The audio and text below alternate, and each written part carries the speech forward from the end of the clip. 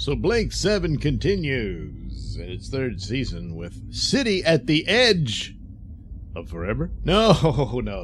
Of the world. So this is more or less a Villa episode where he's manipulated into doing this job because he'd rather just stay on the ship all the time because, he's a coward. Well, not really. Villa, he's one of these characters who's presented like that. But ultimately, he has had his heroic moments.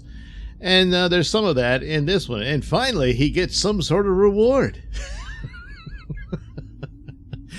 But Tarrant bullies him into this idea that he has to meet a contact on this planet so that they can acquire these crystals. And there's always crystals. Star Trek is dilithium crystals and whatnot. But here they need them to power the Liberator's weapons, which they're going to need because, Servalan and her crew still pursuing them because it would be the most powerful ship in the known galaxy to restore the Federation, blah, blah, blah. But anyway, they need to get this stuff. But of course, all is not what it seems. So Villa goes down to this planet. They understand they need someone's help to open a door. And, it turns out it was a trick. The one who lured him was not Tarrant's contact, but was rather a Baben, played by Doctor Who. Colin Baker plays this character who, in some ways, I kind of thought maybe this was like a parody of the Travis character somewhat. But I mean, he's all in black and apparently expects his crew to dress just like him, which he's a complete, narcissist and everything. And, some of this about Colin Baker was that apparently he got a lot of villain roles before Doctor Who. And this character is played kind of campy and over the top a bit, and it is somewhat comical.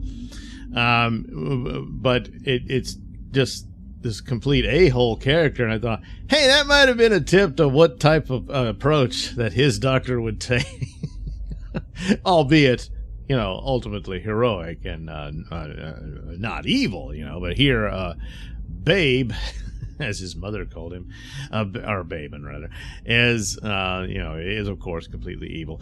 But he's expecting to find some treasure behind this locked door, and they need the galaxy's greatest thief to unlock it. And of course, Villa does just that.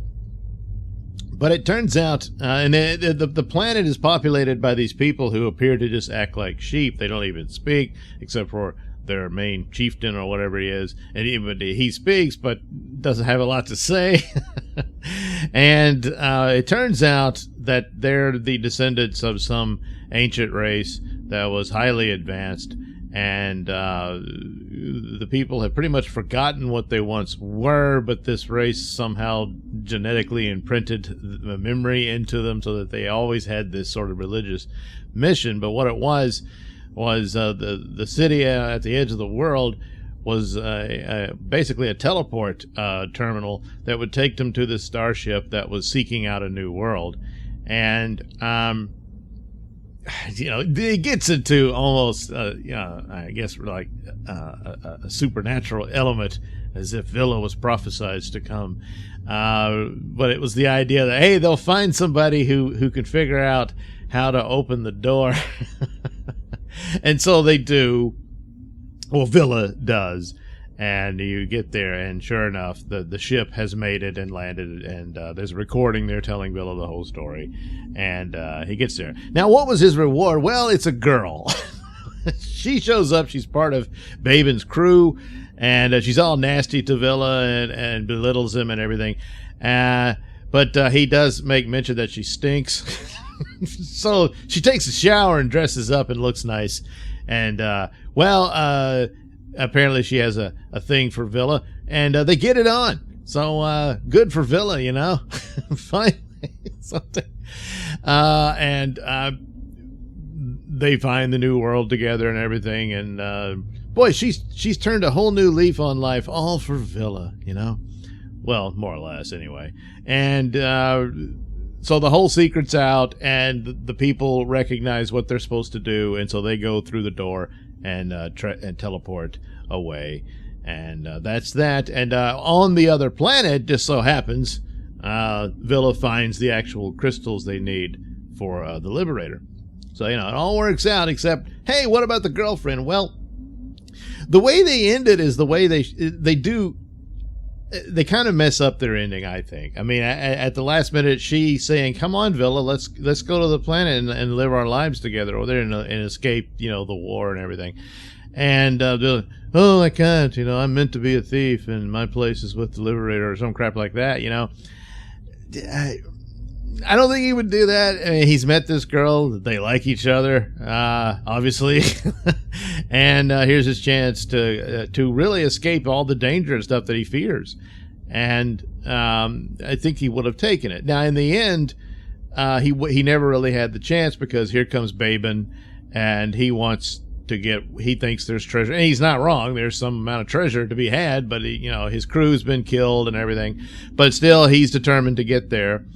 And a fight breaks out between them, and so Villa's girlfriend and the old man escape through the door, and then the door seals shut. So that kind of interruption that Villa would have held off Babin for his girlfriend to escape, I think would have just do it like that. Like he intended to go with her, but he couldn't. This idiot interrupts everything, and then he can't do it. So I thought that would have been a better way to handle it. And then of course Babin, despite all the warnings about his laser cannon, he decides to turn it on to the door. He thinks he's going to blow it open, and instead it backfires and blows up what's left of the city at the edge of the world. And of course Villa escapes by teleporting back to the Liberator. So there you go. There's even almost some warmth from Avon towards Villa. And it's about as good as it's gonna get as far as that goes.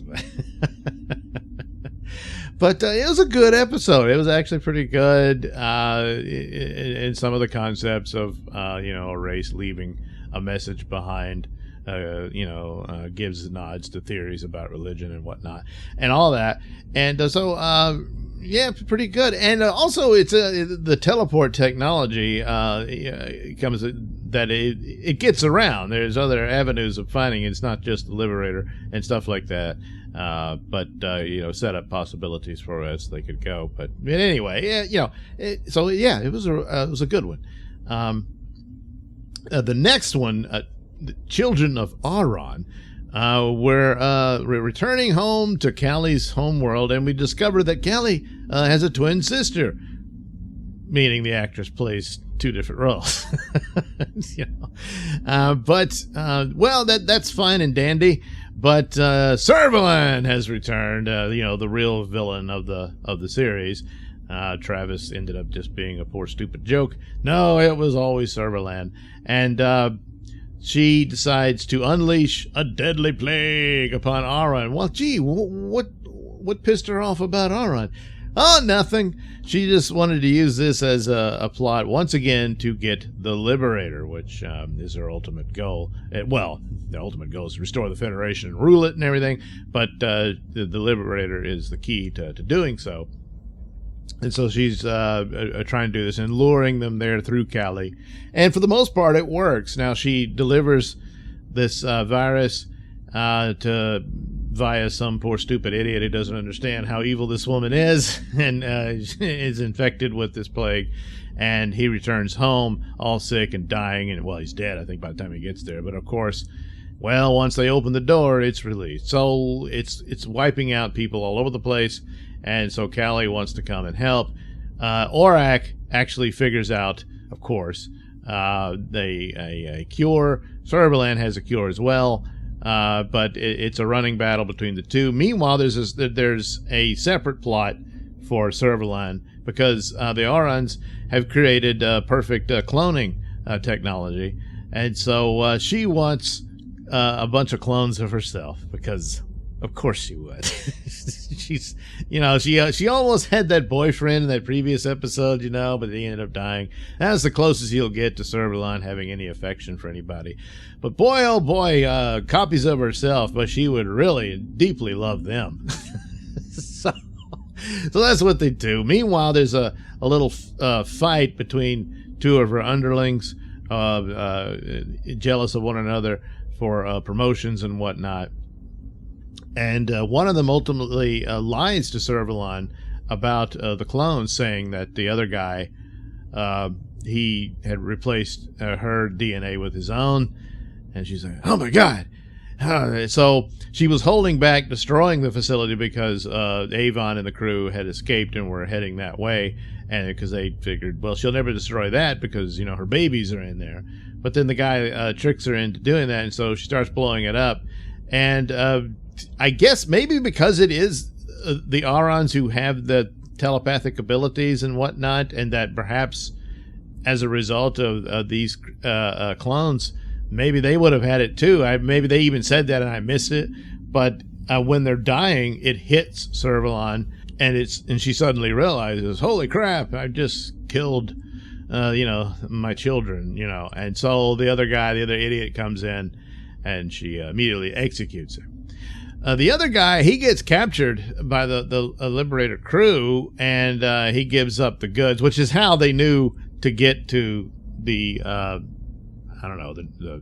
the nursery or whatever. And she just kills him too for good measure because she's all upset and pissed. So once again, the Liberator crew escapes. But it's all sad because Callie's sister Zelda ends up staying behind, trying to even save Servalan's babies, trying to save the embryos that they had growing in their lab there, which was foolish because it was about to get blown to bits. So but they had to. Oh, we got to write her out of here, so we'll just kill her off. So yeah, that doesn't quite work out. It probably should have, rearranged it to where she almost gets out but doesn't, or something along those lines. But anyway, there you go. There's that. Servalan doesn't get her babies. They get the cure to her nasty plague, which I guess she can't use that again, and they're on their way to other adventures. But there's already a bit of a setup leading in to the next one, which deals with Avon's past and all that. Everybody has a past, So we'll get there too. So anyway, there we are, 2 episodes of Blake 7 with a guest appearance from Doctor Who.